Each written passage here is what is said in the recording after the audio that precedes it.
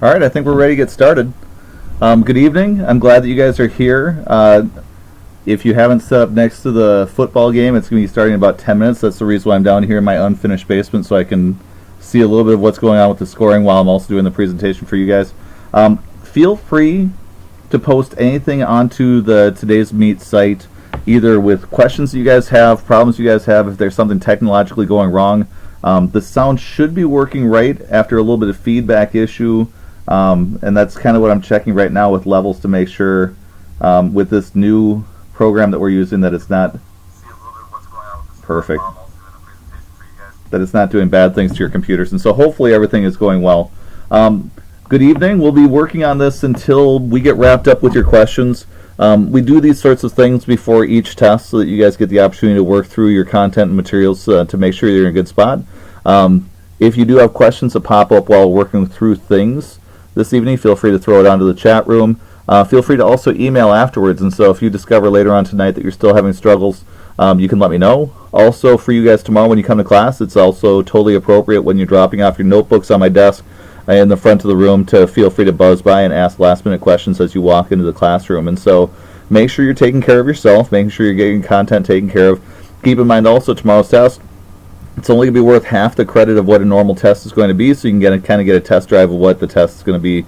Remember, also we throw out the worst test that's hurting your grades at the end of the quarter. If this ends up being that one, then we just figure out a different study strategy to move from this point forwards. So let's get started with the questions you guys have asked, and we'll be able to see if you guys have any sort of issues or problems. The link that you guys have gone to, you'll also find is going to be archived for you later on. And so if you want to look back at this and see this video to get more information from it, or to look back at it to review stuff that we covered too quickly, feel free to do that. So the first question that we had tonight, let me see here. What was the primary purpose of English settlement in Jamestown? Mary, what they were trying to do with the Jamestown settlement is they were trying to figure out a way to keep up with the Spanish and the French and the Portuguese and the other sorts of colonizing that was happening with the Europeans. And so Jamestown, just shortly after Roanoke colony was a failure, was an attempt to try to figure out ways to use mercantilism and trying to use the colonies as a money-making scheme for the British to be able to make more cash. You remember they initially came here looking for wealth. You saw people who were here trying to find gold. And then eventually with John Rolfe's introduction of tobacco, that's how the colony is going to end up making its money. And so from that point forward, it'll be one of the largest money-making colonies. The problem the British are going to have is trying to figure out ways to go to get that money to come back to England, because the colonists are going to believe that they should deserve that money on their own. So next question that's on here, let me see here. What is the main political development that pushed the Europeans to colonize America? There's a bunch of them. Let me see if I can move this so I'm not giving you like a shot of a light right in your eyes while we're working. When it came to the European colonization, remember, it's a bunch of different things happening at the same time in the Middle Ages and early Renaissance that's causing them to think about the New World as a money-making venture. At first, they don't have any sort of realization of what they've run into as they're looking for a western route to get to Asia. As they start figuring out that there's a landmass there, they try to find a northwest passage, but they can't figure out ways to get around that.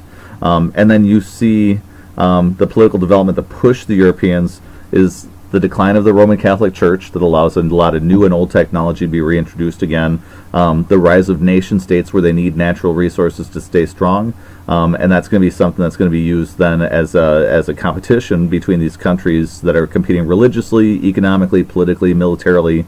They need those resources to be able to keep up with their competition. So let me see if I can turn like that, maybe. Oh, sorry. Next question that we've got on the list. Can I go over the order, the kings and queens in England, and say their effects on the people of England? And how they affected the colonies.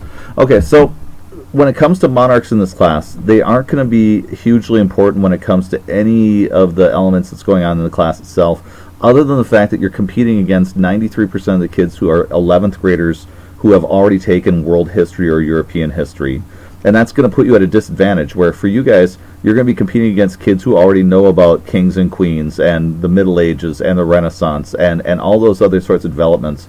So we gave you a quick overview of what those developments were, but it's not going to be something that's vitally important for you to be able to hold on to those kings and queens, other than keeping in mind, geez Louise, I put the table in totally the wrong spot. That's better. Other than from the standpoint that you're going to want to be able to understand Henry VIII for England, starting his Anglican Protestant Reformation, Elizabeth I starting to spur a lot of colonization going on. You learned about changes that went on with like Charles and James and William and Mary, how they influenced how the colonists developed in the late 1600s, but we're not worried about the king and queen so much as the fact that from the early times the colonial purposes started shifting and changing because of influences that were happening from over in England. We also want to keep in mind that this is not the key important element for the course, because what we really want to figure out is not what's happening over in Europe, but just the idea that these colonies started off with one vision, then as they developed, they grew into something new, partially because of what's happening in Europe and partially because of what's happening here. So I wouldn't spend a whole lot of time fixating on that. I see our next question is asking, was Queen Elizabeth the one who officially started the Protestant Reformation? Remember, that's Henry VIII who did that, and then she's his daughter and decided to keep that going with the Anglican Church. Next question, can I go over how the Lutherans, Calvinists, and Anglicans were founded? Quick and simple, remember, this is the Protestant Reformation. So Lutherans are going to be led by a guy named Martin Luther, who is going to post his theses on the door of a church where he's going to argue that there are certain elements of the church that has been corrupted. Because of that, he believes that people can... oh, sorry about making you deaf in one ear. I just checked to see if everybody's doing okay, and if you're deaf, I'm sorry about that. Remember, he's the guy who believes that the Catholic Church has been corrupted, that they now have a belief that the Bible is all you need for salvation, and you can just pray to Jesus and he'll be able to save you. And so he's going to start this Reformation in the Catholic faith to try to change and reform them. The Calvinists are going to come next, led by John Calvin, and he believes that God is perfect. He already knows if you're going to heaven or hell because he is perfect. And that's going to be the foundation for a number of different groups flooding over to the New World. And most notable is going to be our Puritans and Pilgrims, who are going to be the ones who believe in religion so strongly because of the fact that they agree with his viewpoint on what the church is. The Anglicans are going to be the ones that are in England. Henry VIII is going to lead their Reformation and is going to change the way that the Catholic Church is done in England. So the Catholic Church will no longer be the official faith, and the King of England will become the leader of the Anglican Church at that time. Remember also, there's going to be some butting of heads where the Puritans are going to believe that the Anglican Reformation is good until they realize that it's almost exactly like the Catholic Church, except for it's going to be with the head of the King of England at its top instead of the Pope. Next question. Can I describe the encomienda system? Nikki, the encomienda system is the system used by conquistadors. It's where the conquistadors get to create here in the New World the same sort of system that they were using over in the Old World with like manor houses, where you'd have a lord of the manor. The conquistador is going to be the lord here in the New World. He's going to bring over a lot of warriors with him, along with a lot of missionaries to do those three purposes, to find gold, glory, and God, and that's the Catholic faith that he's trying to pursue. Those encomiendas will have the conquistador as the leader of that chunk of land, and so anything he says is what's going to go in that space.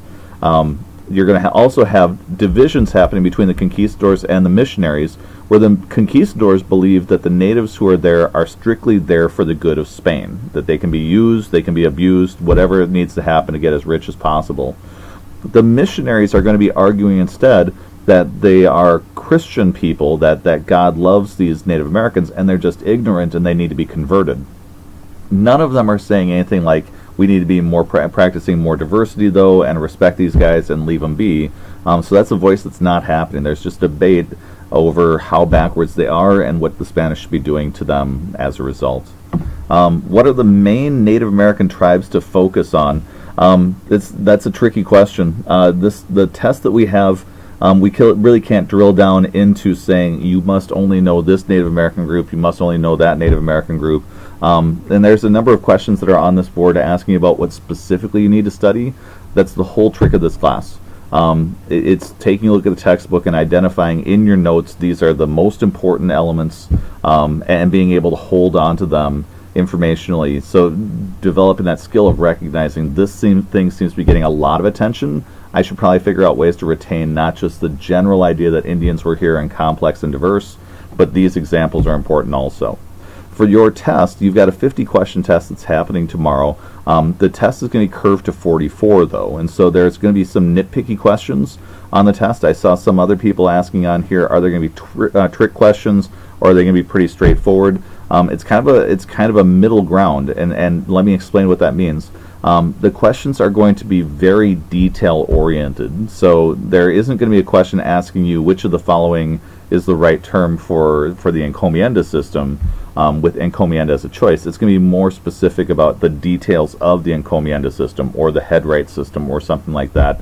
And the reason why we do that is to make sure that you have done your review, that you study your content, that you've retained the most important stuff and you recognize the most important stuff, because that's going to turn you into a better writer.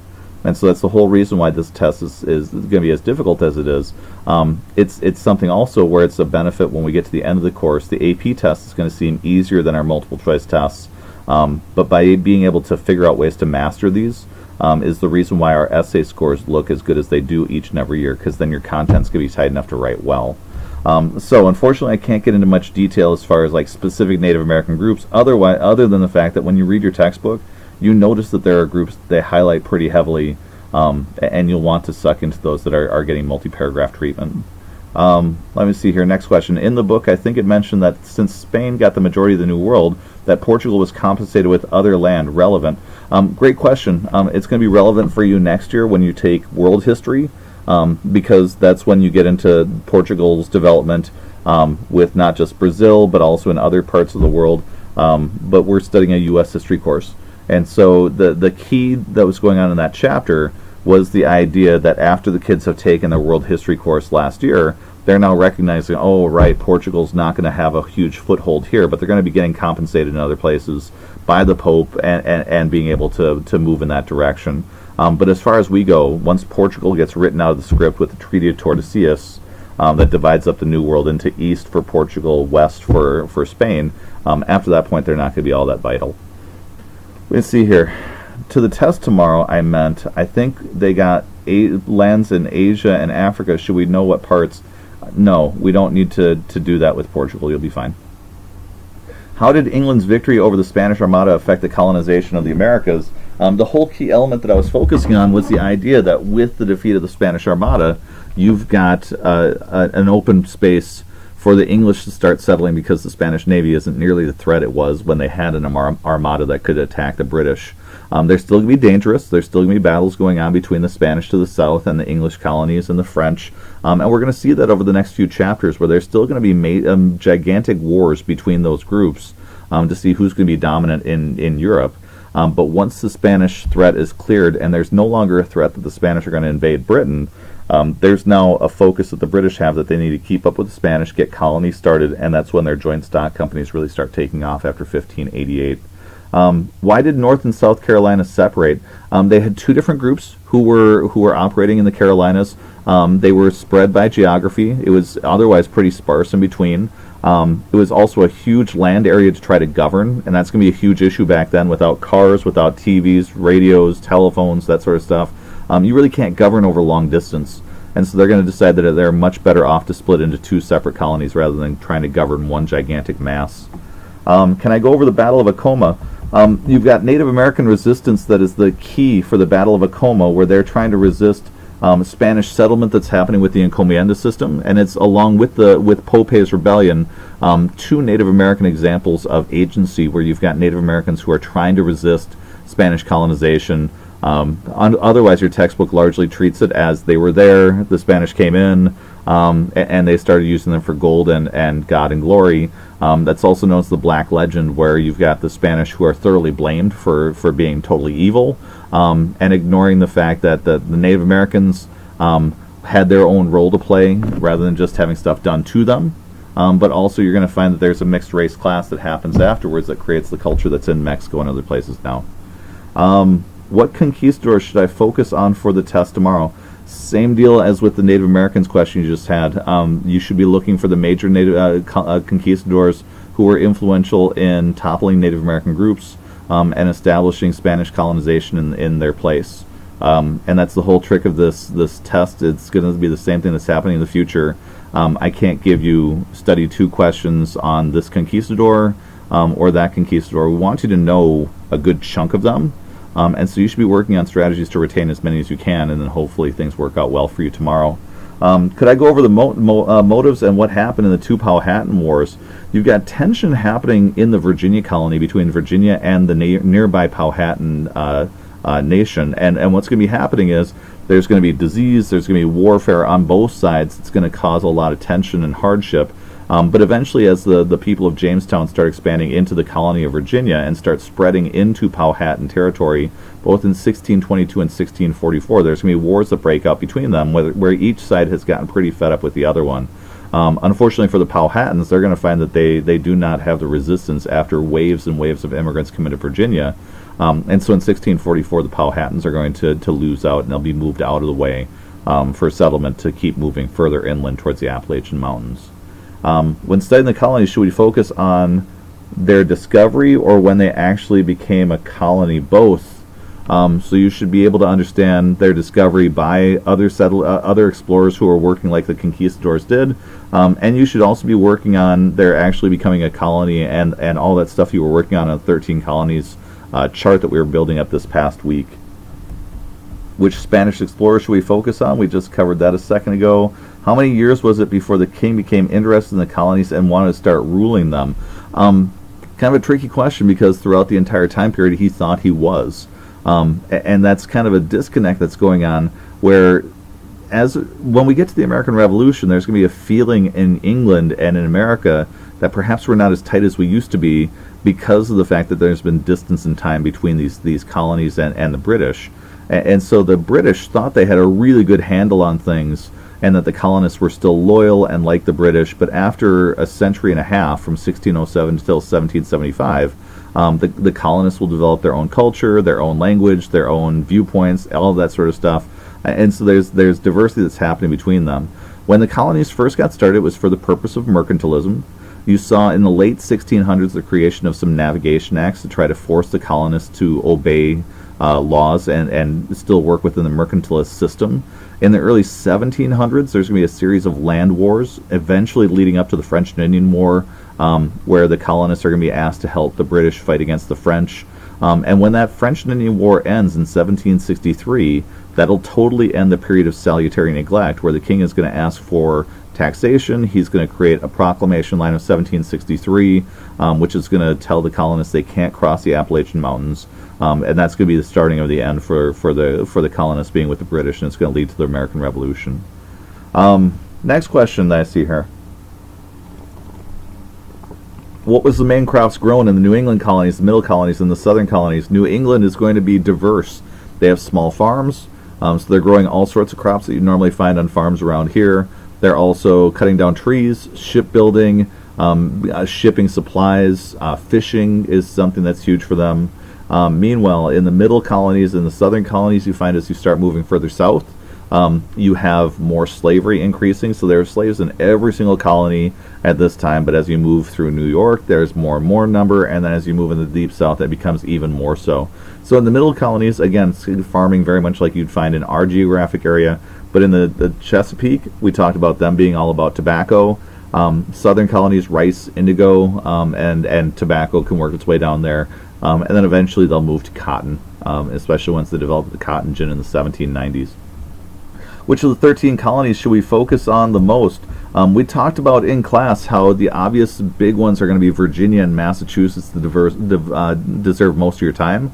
We want to be able to compare and contrast them pretty nicely about how they first of all got started, and then secondarily how they developed over time through 1700. The other major colonies that I can think of would be New York, Pennsylvania, Rhode Island, and then understanding how those southern colonies got started. But in reality, we want you to know all of them and be able to speak to what they're doing regionally. Although, like we talked about during our lecture, some of them, like the New Hampshires and the Delawares and so on, don't really deserve a lot of your time. Let me see here. Which Native American tribe should we focus on for the test? That was a question that was happening previously, and so just like I mentioned with the question about like which conquistadors should you get into, Notice which ones are getting heavily focused on in your textbook and make sure you've got a solid feel for them. What were the main goals of establishing the Massachusetts colony? Was it for religious freedom, or was there more than that?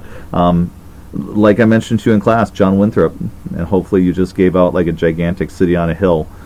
These guys are religious in nature. They want to come and practice their faith, but they don't need to worry about the king. And so these guys are trying to figure out ways to bring over whole families or whole communities to be able to practice this religion that's getting them into trouble in Europe. And then eventually, when we move into the late 1600s, early 1700s, there'll be waves of other immigrants who come over who don't share that same sort of Puritan viewpoint that came over in the Great Puritan Migration in 1630. Let's see our next question. For the test, are there certain chapters it will focus on more, or is it pretty equal? It's going to be on chapters 1 through 4 pretty equally to check to see if you did your summer homework, and that's part of the reason why also I'm not being super detailed about which tribes to focus on or countries to focus on. I'm checking to see if you read your stuff. And so hopefully you did. Hopefully you took good notes and you've got good details locked in. But your whole key for this course is we have to be able to do those facts that we talked about early in the first week, specific names, dates, details, and then it's our job to then weave it into understandings that we connect those facts to. And so hopefully we're developing for you in those skills of note-taking, retention, and activities like what we're doing right now that'll hopefully get you ready for that spot. How many questions are on the test? It's going to be 50, curved to 44, and so that'll be what we're doing for tomorrow. Will the South, New England, Middle, or Chesapeake be asked about the most? I'm going to be hitting all of them, so you just on your toes. But like I said, we're doing 4 chapters in one test, and so we've got, what does that break down to? 11, 12 questions per chapter. And so we're going to be missing some things in your tests, but we'll be getting to as much as we can. Let me see. Will the questions go in chronological order? Kind of. They're going to be sorted by chapter, and so I'll have them organized that way. Let me see here. What did the Iroquois Confederacy do? The Iroquois Confederation was a series of Native American tribes that were in the northeastern part of the United States, up around New York, and they were a strong group of Native Americans who were working with one another. Very much we have the idea of the Iroquois as being civilized, complex. They live in long houses that can keep whole extended families together. Many people credit them with some of our earliest ideas of government because of the fact that they do have a confederation of all these tribes who are working with one another for the strength of all of them. And so they're very significant in the early times of our colonies. They'll also be trying to figure out who to align with during these chapters and coming up in the next chapters. They're going to be trying to feel out, should they be with the British, should they be with the French, should they be with the colonists, and that's going to create tensions as we move through the next few chapters. Will the questions on the test be similar to those in the study book, or will they require more analytical knowledge? They're they're written by the same they're the same test bank sort of creators as the ones who created that green book, so they won't be identical, but similar sort of questions where they're asking not just for a specific name for a question, but instead they're asking pretty nitpicky details about what's happening in the textbook.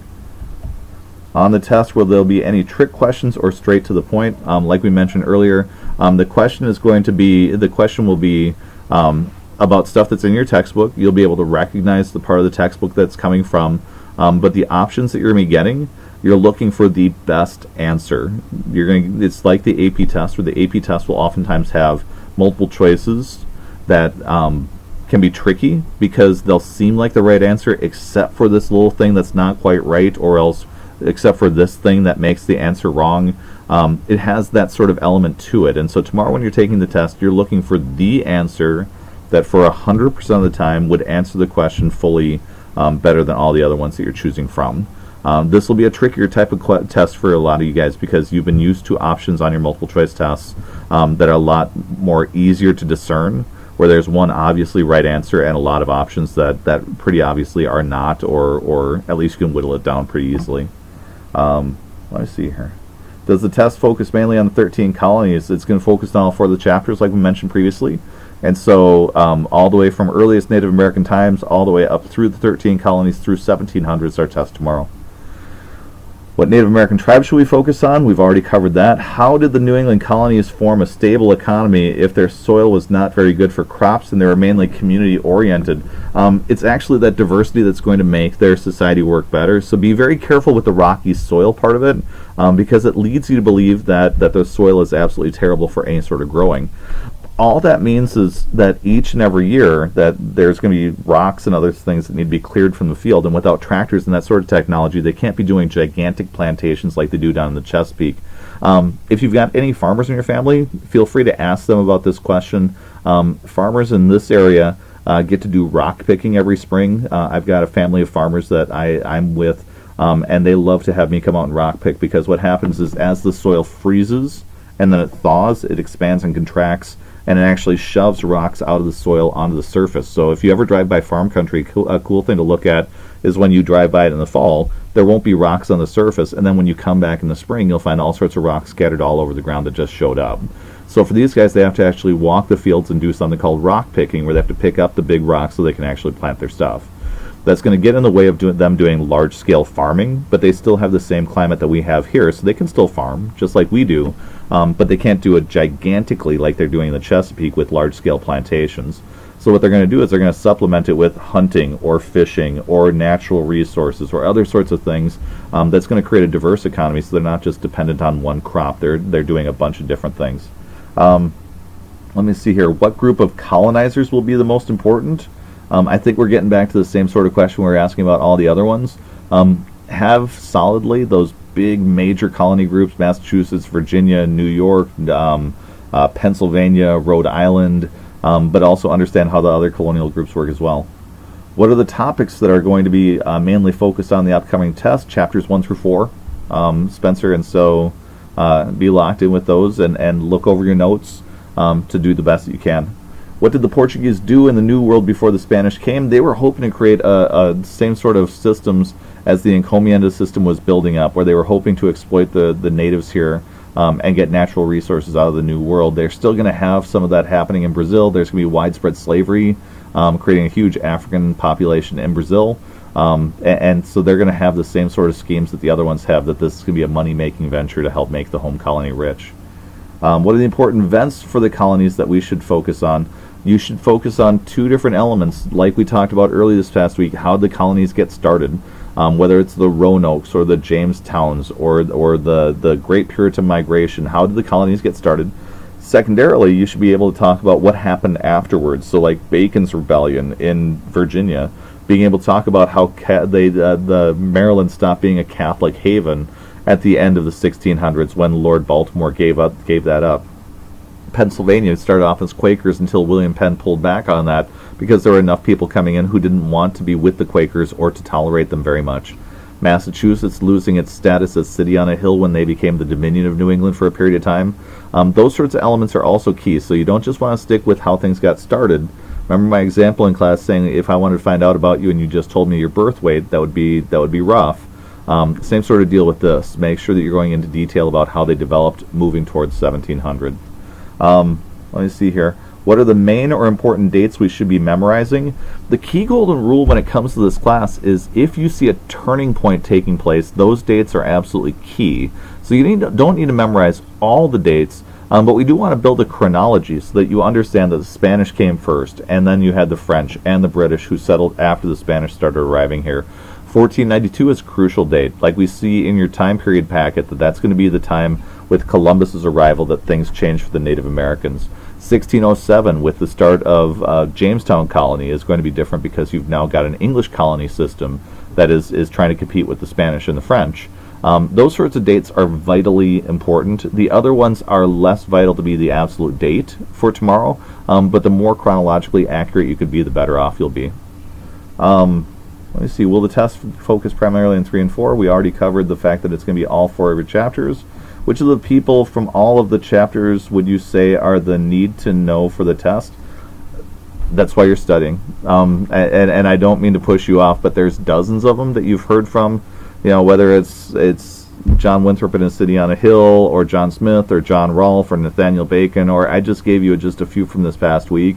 That's your trick. In your notes, you should be highlighting names, specific events. things that you anticipate could be test worthy. And I think you'll be able to notice that as you're looking through your textbook. So the trick that I always tell my students each and every year is you should check to see how much time is devoted to these people inside your textbook and how vital the incident is. So there are some people who are just thrown in as trivia. And when they're thrown in as trivia, they'll be there for a heartbeat and then they'll just move away from them. Those are the type of people who might show up as like one question where it's asking about this person and what they do connected with this event. Like Anne Hutchinson would be somebody like that, where she's really just about being a dissenter in the Massachusetts Bay Colony. There are others, though, like when you get into the John Smiths or the John Winthrops. Those are pretty important people who might have a couple or a few questions asked about them for what they're doing with the start of the colonies and then how they're developing over the time. Let's see. Distinct differences between the Plymouth and Massachusetts Bay colonies. So for the Plymouth is first, 1620. You have the Plymouth colony arriving. The things that we want to notice with Plymouth: the creation of a constitutional style government with the Mayflower Compact, where instead of depending just on British law, you actually have the creation of an American law that they're going to be obeying. You saw their interactions with the Native Americans. They were very much working with Native Americans nearby who had an agenda where they were trying to seek some sort of protection and safety and security from their Native American neighbors. They worked with one another, hence the Thanksgiving story that's become so popularized, even though it's got some mythology going on with it. But that's a colony full of separatists who fled England, went to the Netherlands, and then discovered they didn't like it there. And so they didn't want to stick with the Church of England. Massachusetts Bay, on the other hand, is John Winthrop, 1630, creating a city on a hill, which is eventually Boston, as well as the other cities that are in there. Huge emphasis on public education, watching one another, having churches in the center of every town, and where Plymouth is really going to struggle throughout its entire lifetime. The Massachusetts Bay Colony is going to flourish. They're going to be two very distinct colonies, though, even though they are all Calvinists. And the longer they're away from England, the less important it is that they hate the Church of England, because eventually that's not a big deal for them. They both go through the Dominion of New England in the late 1600s, and then when that goes away, Massachusetts Bay is going to merge together with Plymouth into one Massachusetts. And they're going to have a new charter created that gets rid of the idea of them being a city on a hill, but it still gives them a form of democracy where everybody with land gets the right to vote.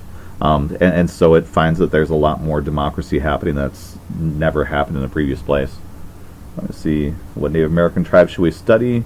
Sorry about making you deaf in one ear. Do we need to know the dates that all of the colonies were founded on? No, you do not. You should be keeping an eye on, though, what came first compared to what came last.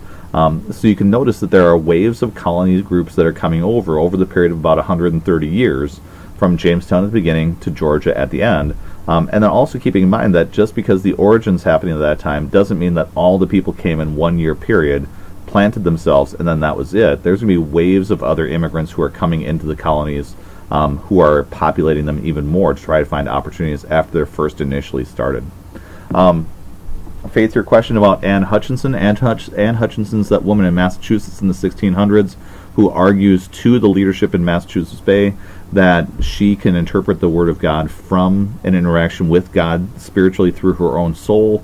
And even though she argues very articulately in front of a group of church elders, they're still going to kick her out and send her to Rhode Island, where Roger Williams has created a colony for people who don't fit into the Massachusetts Bay Colony.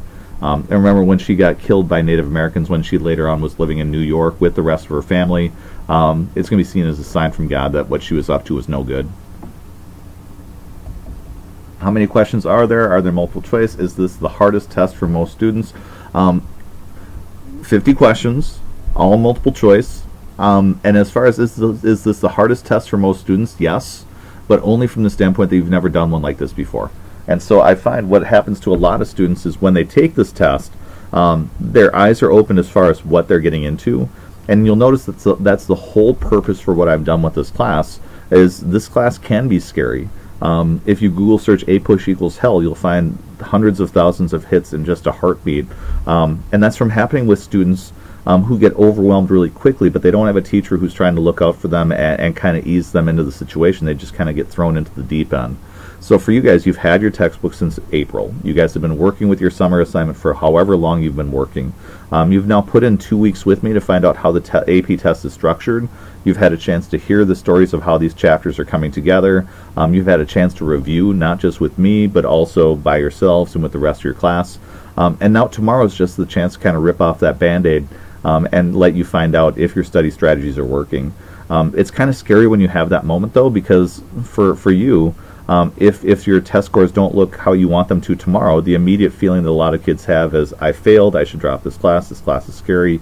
And in reality, all it's going to be telling you is what you did worked in these ways, in other ways it didn't. You'll be able to look at your test afterwards and say, I totally should have studied this more, I didn't need to study as much on this stuff. And you guys are kind of doing the right questions where you're feeling out. With me, you're trying to ask me, who should I be studying, what should I be studying, what dates should I be tuning into. But unfortunately, and I say this only in joking, unfortunately you and I aren't going to hang out together after this year. And so I'm not going to travel from class to class with you, providing that service of telling you in each class what you have to memorize. We want to train you to do that yourself, because that's a college skill that's absolutely key for you. So long answer short, this will probably be the hardest test for a lot of students, strictly because you're operating blind right now and you don't really know what my tests look like. After tomorrow, you will. And then when we start studying chapter 5 and 6 this week for the test next week, you'll be all set to go. Let me see. Next question. Who would not intermarry with Native Americans? Encomienda system Spanish would absolutely intermarry with Native Americans. The French would do so as they were operating as fur traders, but that was kind of a loose definition of marriage, because you sometimes had fur traders who were operating with a very loose definition of that and would have relationships with women in different tribes so they could have access to trade. For the English people, it was incredibly taboo to be having interracial marriage relationships with the Native Americans. Although there are people who are going into the wilderness and find that they're happier there, and they'll be blending into those colonies. And you also saw Pocahontas. So while it's discouraged, it's not something that's absolutely prevented. What is the latest a review session has gone? About an hour. And so hopefully we'll see what that ends up being tonight. We're at about a half hour plus right now, 45 minutes. And so we'll see how we get. There are no written questions tomorrow. Ben, what we're going to be doing is we'll be doing a DBQ on Tuesday, in the same way that we've been doing the short answer questions, where it's very much the first time out, just me guiding you through the whole process of what you should be doing to make sense out of how the DBQ works. And so you shouldn't worry about that at all. It's going to be dealing with New England and the Chesapeake colonies to dig into those more deeply, to build onto what you've learned. Is the test on a curve of 44, or is it half of what it is worth? So what's going to happen is I'm going to grade your test from 1 to 50 will be how many questions there are, and then to get 100%, it's going to be to get 44 on that test. And so 6 questions, it's going to be that buffer zone where if you make some mistakes, it's still not going to ding your ability to get 100%. This test is pretty nitpicky. What I'll then do is, when it comes to the weighting of that test in the grade book, I'll just make it out of 0.5 instead of 1. And so that it'll just have half the impact that a normal test will have on your grade, so that if you do have some mistakes or problems, it's not going to be that significant of an impact, and it'll be pretty easy to recover from. Let's see. I already covered the certain tribes in North America that we need to cover. The kings and queens are really confusing for me. How can I keep them in order? I'm hoping that I just got over which ones you'd need, as far as like Henry VIII and Queen Elizabeth and those, but again, they're not going to be a major portion of the test. Can you go into depth about why Delaware was founded and just info about it, like religion, laws, and agriculture? Delaware is near Virginia, and Delaware is going to be very much a secondary colony that's influenced by the slavery that is happening in the nearby Chesapeake regions. When it comes to development, though, compared to the other Chesapeake colonies, it's not nearly the significance that those are, because it is such a small place. And in that same area, but it'll operate very much influenced by what's going on in Maryland and Virginia with the slavery that they've got going on. What did the colonists in the Chesapeake do once the land was butchered after tobacco growing? Great question. Tobacco is really terrible for land. It sucks out all the nutrients and makes it really rough to make that land recover. And so what they start doing eventually is they start leaving land fallow. And what that means is they let the land sit for a year or two so that it's able to then regain some of its nutrients so they can start growing stuff on there again. This is going to be the problem for small-time farmers, because small-time farmers will have a really small chunk of land nowhere near the river, and so once that land goes bad, they don't have an option of going to farm someplace else. Meanwhile, those large planters with a huge headright system plantation, they can choose to leave some of their land empty while they're farming on other parts, or else they can plant other things into that soil that will eventually start building nutrients back into the soil that they've got there. And so the tobacco is going to help speed up the idea that if you aren't a big plantation farmer, you're going to really struggle in Virginia to be able to do well. And so you end up with a class where you've got an upper elite who isn't that many, but they own a ton of the best land. And then stuck in the middle of the backwater are those people who would now be seen as like hillbillies, where they're going to be really struggling to eke out an existence because they have been aced out so much by those people who have built up in the early times. I noticed that some of the info in the study tips folder, that to retain info you must keep it fresh in your mind. Will there be review tests? Luke, I'm not sure what you mean by that. With review tests, oh, you mean like throughout the school year. So what's going to be happening throughout the school year, we'll take the material that you study, and then we will be going through and doing essays or other sorts of activities with them, like graphic organizers, study charts, those sorts of things, to come back to the old material and then connect it with the new stuff. Because with U.S. history, knowledge in isolation isn't all that important. Like if you take a look at Anne Hutchinson, she'll pop up over and over again when we start talking about like women's rights, where we'll get to the question of if Anne Hutchinson would have been a man, would the reaction to her have been different than if she was a woman? And oh my goodness, what just happened to my computer? Trying to watch two computers at the same time to watch your feed, and one of my computers just dipped out and failed. And so we will be doing a lot of those activities to try to build in skills for you guys and help your retention of knowledge over time. Well, it looks like I'm going to need to use my today's meet here. And so I apologize that I disappear for a second, but I know we're getting pretty close to the end of your list. So, next question, and let me just show you the list of things so you can still hear me talking.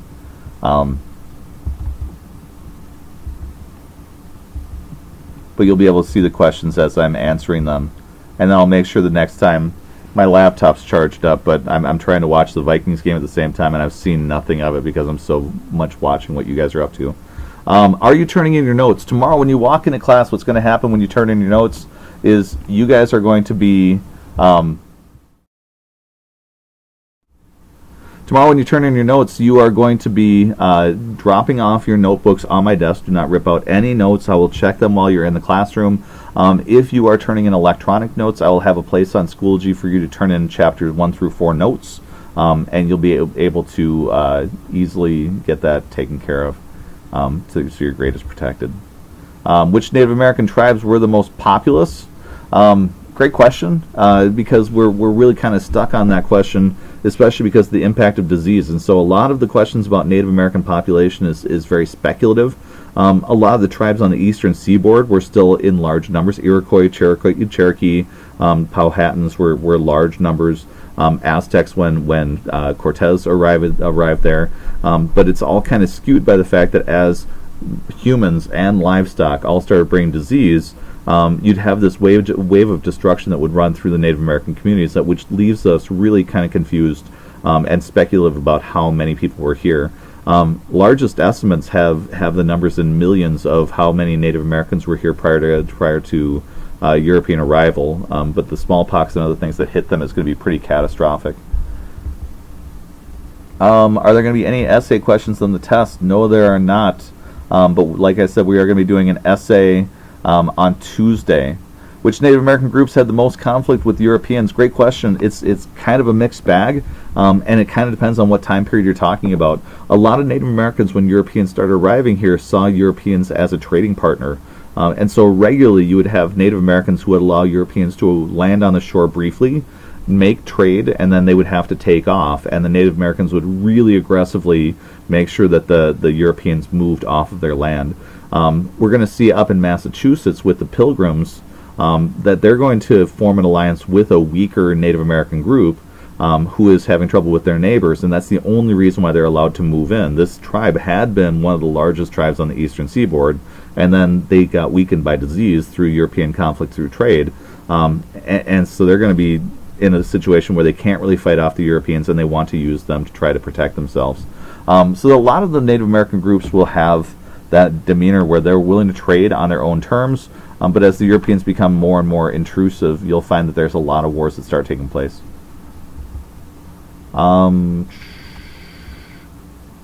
What information do we need to know about the Native Americans?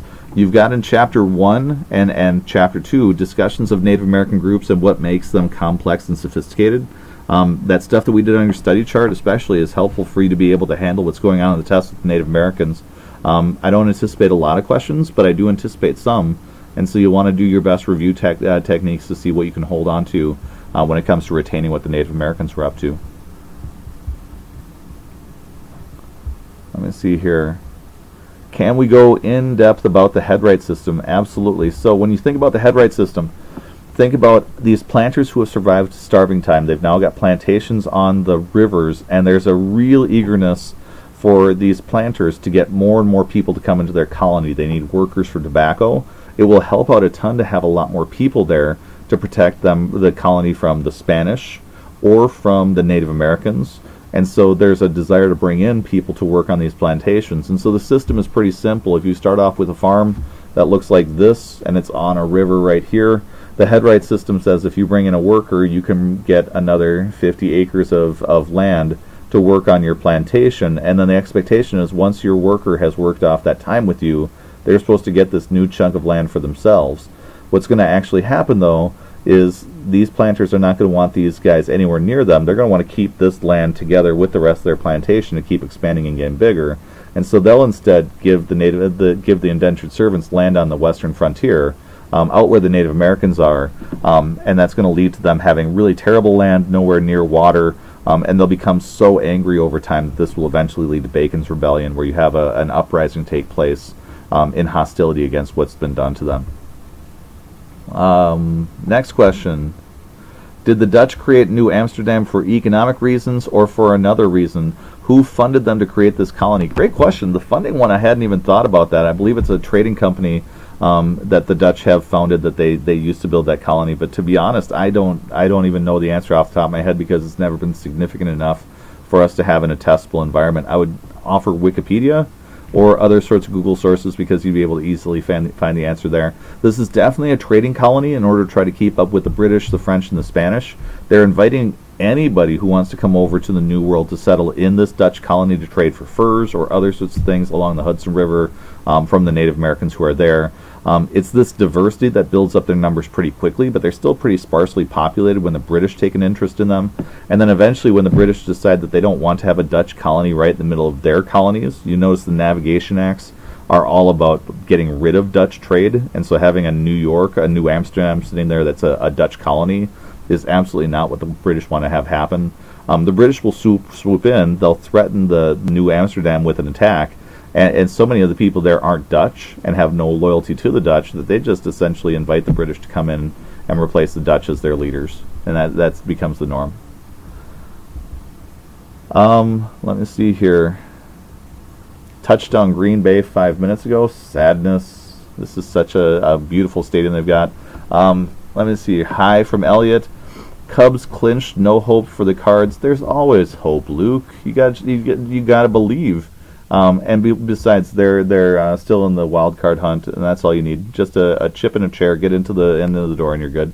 What impact did the king have on the companies? For example, London Company, Massachusetts Company, Virginia Company, etc. With these companies, they have to work out a charter with the king, and so even though they're working out a company to send over people through a joint stock operation, they can't just send these people over without some sort of permission from the king to be able to have the land that's over here claimed by the British. And so they've got an arrangement worked out where the company can be operating in a certain chunk of land, and the goal is mercantilism, to be making money for the king. You saw also when the colonies started struggling, it wasn't beyond the king to take over colonies as a royal colony, whether it's Jamestown being converted into a royal colony in the 1600s, or else the Dominion of New England, where they just slap a whole bunch of colonies together under Edmund Andros and govern them that way. And so the king ultimately has final say, but you notice also when they're building these colonies, he's making deals with his friends. And the reason why he's making deals is because he wants to, but he also has to keep them happy. So he's giving land to these friends of his to build colonies for certain experiments. He's not all that eager to take that land away, because then that gift that he's giving to people loses any sort of power, where he rips it away if the people are really interested in it. Let me see here. How did the Inca Empire fall? Was it due to the encomienda system? The Inca are going to be in the same sort of problems in Mesoamerica, South America, that other large Native American groups will run into. They'll suffer a decline with interaction with the Europeans, but we'll find with our course, the Inca is going to be very much a minor sort of group that we're looking at, because we are focused on strictly United States history, and so the Inca being so far removed from that, they also suffer with the conquistadors and are going to decline because of that. Also, when you're looking at your Native Americans and you're studying them in your textbook, notice the problem they have is not just with Europeans, but there's also conflict they're having with their neighbors. And so it's not unusual for Native American groups like the Aztecs to have angry neighbors who will join together with the Europeans, with the idea that they'll topple the existing empire that the Native Americans have, and then they'll repulse the Europeans and be able to replace that existing empire. And so a lot of Native American groups use that as their option, whether it was with the Aztecs or other large empires in South America. Let me see here. Do we need to know the details of the Mayflower Compact? Really, with the Mayflower Compact, you're just identifying the fact that they've got a written charter that's being set up by themselves. And so they've got a deal with the king, but then midway across the voyage across the Atlantic, they're going to create a series of rules to govern themselves by when they're in the New World, which is another example of self-government. And that's really what we want to be building up, is there's an American Revolution coming where people want to get independence. And so this is an element of that, where you have either the House of Burgesses, the Fundamental Orders of Connecticut, the Mayflower Compact. These different moments where they create their own government is the key element that we want to have when we get to the Revolution, where the Revolution is not like something out of the blue. It's for a century and a half these guys coming up with these ideas and test driving them and realizing that they can do this on their own. Was there a company for each colony, or just colonies with charters? The colonies that are started as a joint stock company are going to have a company back home. Not all of them do. And so depending on the colony, like when you look at Pennsylvania, there isn't a Pennsylvania company. Instead, it's William Penn inviting Quakers to come over and seek safe haven over here in the New World. There isn't a Maryland company that George and Cecil Calvert are using. Lord Baltimore is just inviting Catholics to come over. But if it's a money-making colony, a lot of times there's a charter behind it to try to make money for the king through mercantilism. Let's take a look at the next question. How did the Spanish conquer the Aztecs? It's a story that is kind of tricky to tell in just a little bit, but in a nutshell, you have Hernan Cortez, who arrives in Mexico, and he realizes that the Aztecs are hated by almost all of their neighbors. And so what Hernan Cortez is going to do with his horses, with his guns, with all the stuff that he is going to mobilize all the neighbors who are surrounding the Aztecs, unite them to attack the Aztecs multiple times, and eventually he's able to overwhelm the Aztecs, although it's his diseases that he's brought along with him that are also going to do catastrophic damage to the Aztecs before that military victory takes place. Many people wonder if those diseases wouldn't have wiped out the Aztecs the way that they did, if they could have possibly held out, but smallpox and other sorts of things just swept right through the Aztecs, and all of their neighbors were very happy to see the Aztecs die. I was just reading about them recently, and their blood sacrifices. They're killing people on top of their pyramids, and supposedly what they were up to is they believed that the sun was at war with the stars and the rest of the universe to keep it from crushing the world. And in order to fuel the sun and its warriors to fight, it needed fluid that you got from human bodies, and so they're like cutting out hearts and sacrifice people on these temples, and a lot of their neighbors weren't really big fans of that. In the guidebook, are those multiple choice questions and answers similar in style and difficulty to the ones on the test tomorrow? Yep. And so if you've been doing well with those off the top of your head, That's a really good place to start with your review. You'll be able to assess tomorrow on your own how close they are and how well they prepare you, but I find a lot of kids like using those green books to be able to get their content tight. Can I further explain the House of Burgesses? So this is a Congress. This is a legislature that they have set up where you have representatives who are sent from different areas in Virginia. Overwhelmingly, these are going to be the planters who are going to be getting into these positions of power, and so the richest people in the colonies with the largest plantations are also going to be running the legislature of the colony, and they're going to be governing themselves. So they give themselves the power to raise taxes and to pass laws and do other sorts of things, because it's such a hassle to send somebody from over in America to over in England and then to wait for a reply from the king if you can do things like build roads or buildings or whatever. When Virginia becomes a royal colony and they send over a governor like Governor Berkeley, those governors are going to realize that they could try to fight against the planters, but they have no army, they have no police force, they only have themselves and a few people to support them. And so if they try to fight against the planter class, they're going to lose pretty badly. And so a lot of times the governors who come in are willing to do whatever the House of Burgesses wants to do, as long as it's not violating some sort of English law, and that gives the Virginians the idea that what they're doing is okay, and essentially it's self-government. They get used to for about a century and a half the idea that they can tax themselves, govern themselves, without needing a king around to do much for them. Differences between the Aztecs, Mayas, and the Incas. Not going to be huge in this test because none of them are located inside the United States. All of them are examples of large, complex, sophisticated civilizations that are located here in the New World, though. They have innovations like you have from your study chart that will break down for you how they had diversity and sophistication. For the Aztecs, they have large buildings, gigantic architecture. They build Tenochtitlan, which is going to be a city in the middle of a lake, which is incredibly impressive.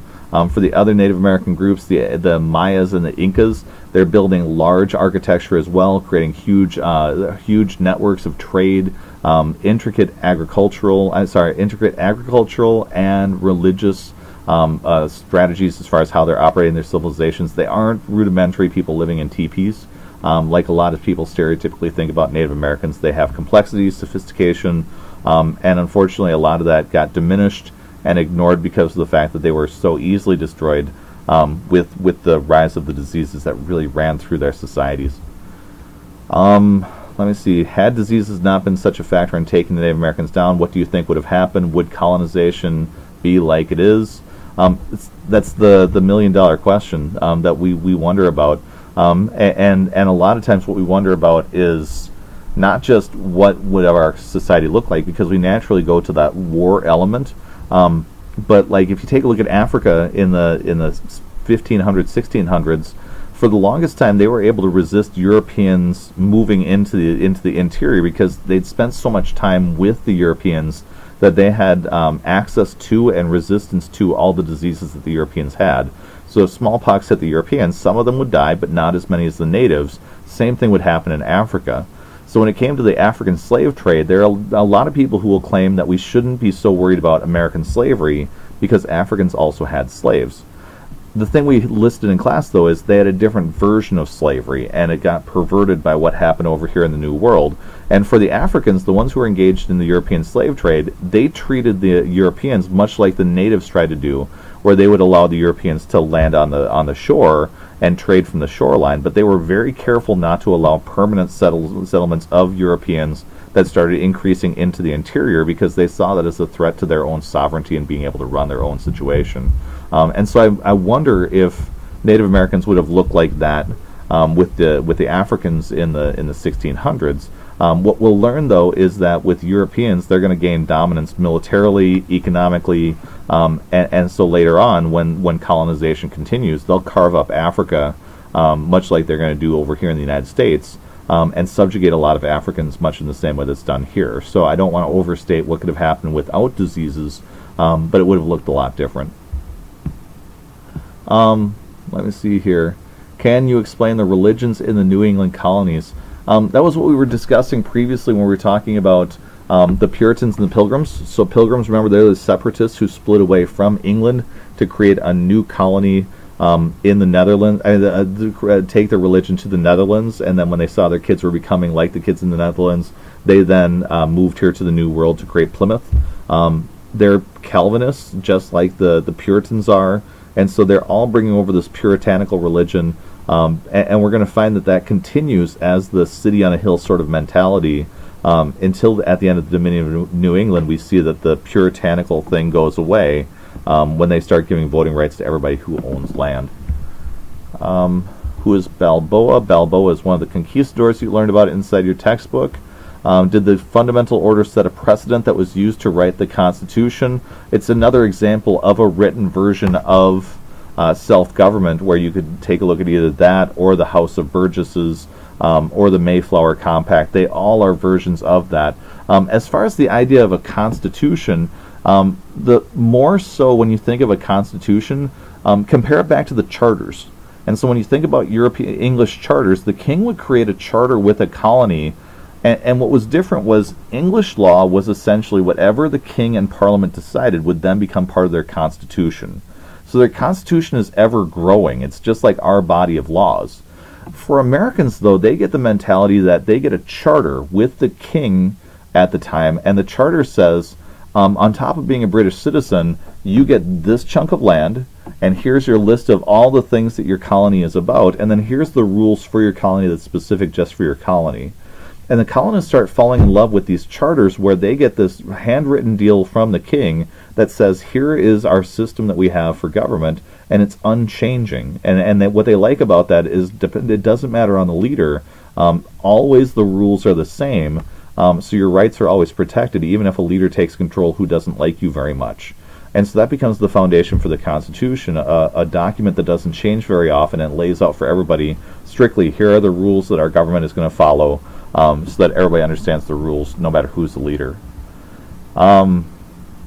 What is mercantilism again? Mercantilism is the idea that the colonies are set up to be money makers for the home country. And so like a place like Jamestown is not set up for their own people to get rich, but instead it's set up for the king to get rich, that they're going to only be allowed to make raw materials here in the New World, and then they're going to ship them across the ocean following the Navigation Acts. The British will turn them into finished goods, ship them back across the ocean, and charge higher prices for these things, so that hopefully they can draw money out of the colonies just through that sort of imbalance of trade. Can I cover Bacon's Rebellion, where he came from and his rebellion? So Bacon's Rebellion is that rebellion that takes place where you have a guy named Nathaniel Bacon who wants to break into the gentry in the Chesapeake. He is going to... This is a fumble? Come on, Vikings.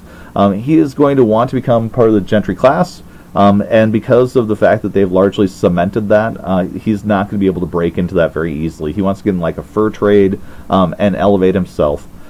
It's partially that hostility that has him wanting to fight back against the Jamestown colony, and he recognizes that there's a ready-made army on the western frontier whose only real goal is to kill off as many Indians as they can to make themselves safe in that really terrible spot they found themselves in between the rich planters and the angry Native Americans who are on the frontier. So Bacon mobilizes these guys. He argues he's fighting for their rights, even though he's also kind of looking out for himself. But midway through his rebellion, he ends up dropping dead, and the rebellion fizzles out. And the big takeaway that we want to have with Bacon's Rebellion is at this point, planters decide they're really fed up with indentured servants, this growing mass of poor white people on the frontier who are free and totally angry, makes the planters really nervous. And so they're going to switch over from indentured servitude to African slavery at that time. It also happens at that point with the House of Burgesses that they're going to put a lot of really strict rules down to cement in that class system. So the people who are in that upper crust, they're going to be in the upper crust for a long period of time, and they're going to make sure that that remains cemented as a result. Could all the self-governments in the future U.S. be destroyed, controlled by the king until the Revolution? I get what you're talking about. So kind of like what happened with the Dominion of New England, the king could reserve that right, but he also understood that by taking away those charters or that self-rule, that was really kind of the nuclear option. So with New England, he was just really fed up with the Puritans and how they were behaving, their unwillingness to obey what was going on with Navigation Acts, their unwillingness to comply with the king being their leader. This whole idea of being a city on a hill kind of made this Catholic king fed up. And so he did have that power. More often what would happen is they would turn a colony into a royal colony with a royal governor. And very quickly that royal governor would realize how weak that person was being so far away from England. And oftentimes they would work really hard just to work with the established colonial governments that were there, House of Burgesses, whatever, so that they could get by and have an easy existence without really aggravating the people who were there. This is going to work during periods of salutary neglect, but when the king does actually start getting involved in people's business and trying to increase the amount of size and power that they had, then this is going to cause a breakdown between the two. Let me see here. Luke, it says, you mentioned agency was a very important piece of knowledge to know. Could you go into depth in that topic? Essentially, when you're studying this course, if you see groups in U.S. history who have not done all that well in our history, either because they've been discriminated against, abused, or something like that, you want to be able to notice not just the moments where they are absorbing abuse, because that's obviously part of the history, but it's not all of it. We also want to recognize points of agency where we have people who are actively engaged in the United States history experience, and they're actively working to try to change their situation for the better. And so it's like looking at what's going on with slaves who are getting into the Stono Rebellion, trying to figure out ways to overthrow a system that obviously is not good for them, or Pope Hayes Rebellion, where you've got Native Americans trying to fight back against the encomienda system because they see themselves as being abused. What percent of students in the past threw away their first test? I would say probably about a third to a half. But the key thing with this test is it's already going to be softened to be only worth half credit. So there are students who will find that this is their worst test. They'll figure out what they're doing and they'll get better. You guys saw, though, that there was a lot of kids who put down on their sheets, gosh, I was a procrastinator, I really wish I wouldn't have done that, but they still were.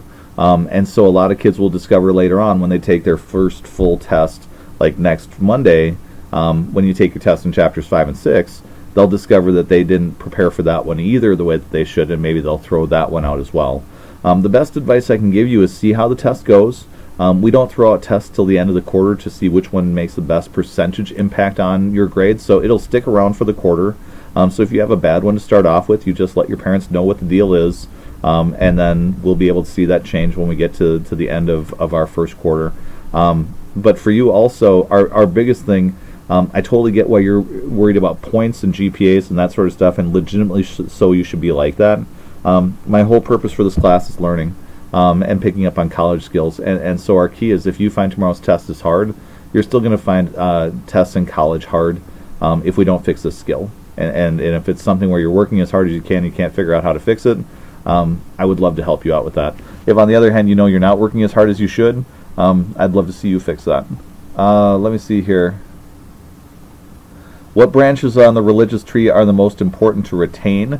That tree was given to you just to give you an understanding of what Christianity was, and so it wasn't meant to be you memorize all of this to be set to go for this class. It's instead to help out the kids. Like I have students in my class who are not just Catholics and Protestants, but we also have Jewish kids and Muslim kids and atheists and all sorts of other groups who are in the classes who, when we start talking about Christianity, it absolutely flies over their heads because they've never thought about it, or else if they are Protestant or Catholic, perhaps they've never thought about those other denominations. So it was less about testable material. I mean, if you've been paying attention, it's obvious that the Puritans are huge in Massachusetts, the Catholics are big in Maryland, Quakers are big in Pennsylvania, but it's not going to be something we dwell on with like a huge portion of the questions being registered on what religion is what. U.S. history question. Remember the 2013 World Series? Go Sox. I have relatives in Boston. That's why I like them. But don't worry, I hate the New England Patriots. Okay. Well, it's good to know, Spencer. Thank you. We all like our teams, and that's nice. I would just encourage you to think, with the Cardinals, there's another direction you can go in a different league. So Red Sox American League and Cardinals National League, it's kind of nice bookends. Let me see here. Can you explain, not only for studying purpose, but also for my entertainment, how the Quakers reacted when they were threatened or exiled? It's like we talked about in class. These guys, when they were threatened, that was the path to Christianity. That if you turn somebody into a martyr, that's the quickest way to impress Jesus Christ and God. And so for these Quakers, they were not worried about anybody intimidating. They would just keep telling them they were sinners. And that's why so many of them were kicked out and sent to Pennsylvania.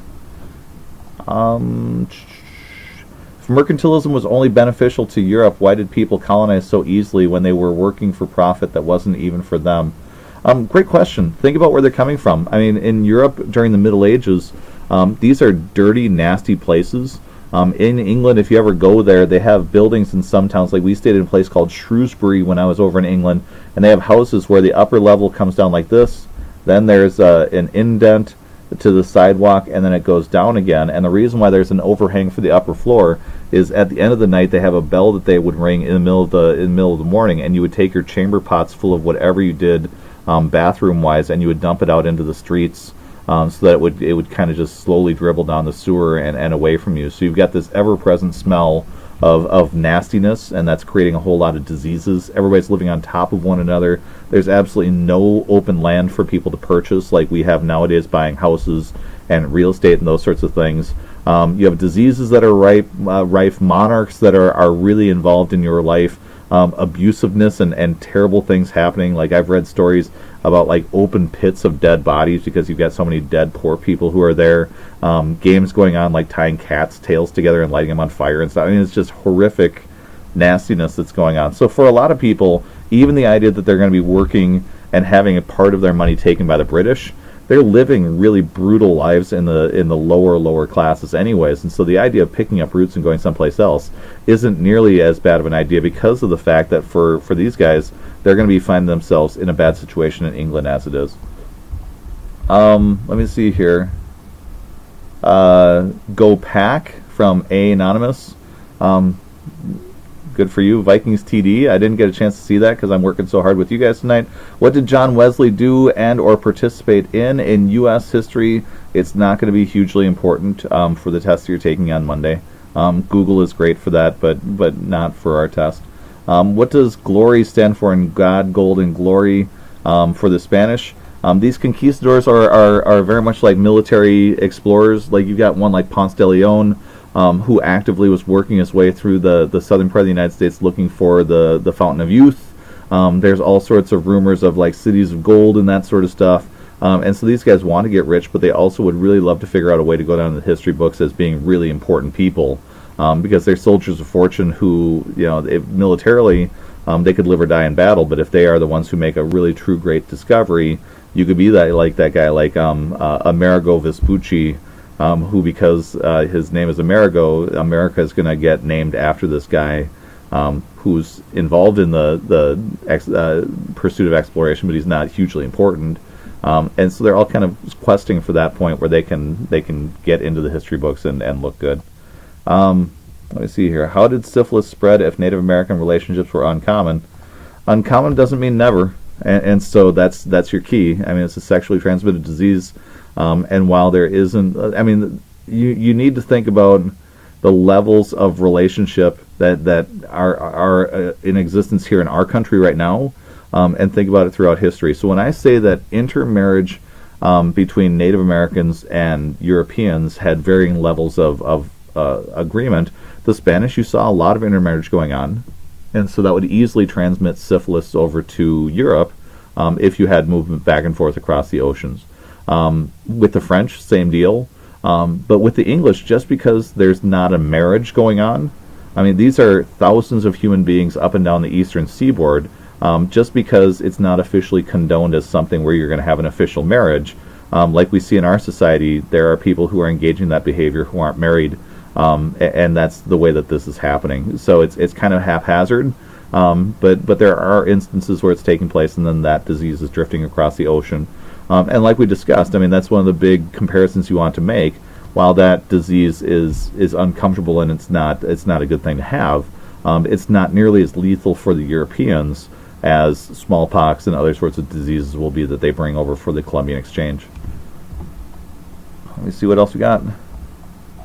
All right, sweet. That's it. That's all the questions that I've got listed here for my stream tonight. It's been an hour and 20 minutes of nothing but fun down here in my unfinished basement. Vikings and Packers now 7-7. If you're a Packers fan, why? I mean, they've won Super Bowls, but it's done now. I mean, they wear cheese on their head. Just don't. That's not good. So anyway, enjoy the game tonight. Have fun watching. Make sure you review for tonight. If you have any sort of questions, feel free to email, or else feel free again to buzz in before school starts, or else as you're walking in the classroom, we'll be able to take care of those. But when you walk into class tomorrow, drop off your notebooks on my desk. I'll have a spot for you to be able to put your notes electronically if you're doing them electronically. And then when you get in the classroom, just clear your desk of everything except for a pencil. I'll bring over your Scantron and your test, and you'll be able to use the entire class period to work on your test. Tests need to be done by the time you get done with class period. Whatever's not done turns into zeros. And so this is a time test. You'll have 47 minutes to be able to work through a 50-question test. And that's about the same standard they have on the AP test. You'll be able to need to do about a question per minute. Most likely you won't need all that time, but if you do, that's fine. But for you guys also, if after tomorrow you don't feel very good about the result that took place, don't get down on yourself. Just keep persevering, and we should then talk pretty soon afterwards to make sure we can get you into a better spot. Thanks for joining me tonight. Hopefully you guys feel more comfortable. Let me see here. I've got a couple other questions that just popped up. Did the Chesapeake people use the Chesapeake Bay for trade or overseas exports? Both. Was the king, queen in England more considered about political power? I'm not sure what that means, Luke. Watch out, boy. Dang, even more. My brain hurts. I'm sorry about that. Religiousness in England or self-government in the U.S.? Luke, I'm afraid that you're kind of exploding with words that are kind of partial sentences that I'm not really hanging with you. All right, let's see what I can actually retain after this. LOL. For you guys, remember this is a recorded sort of thing. You can go back and dip into it again later on if you'd like to. But I'm here to help you out if you guys need any sort of help. So I'm rooting for you. I'm hoping everything goes well tonight. Have a good night, and I'll see you tomorrow morning. Good luck. Bye.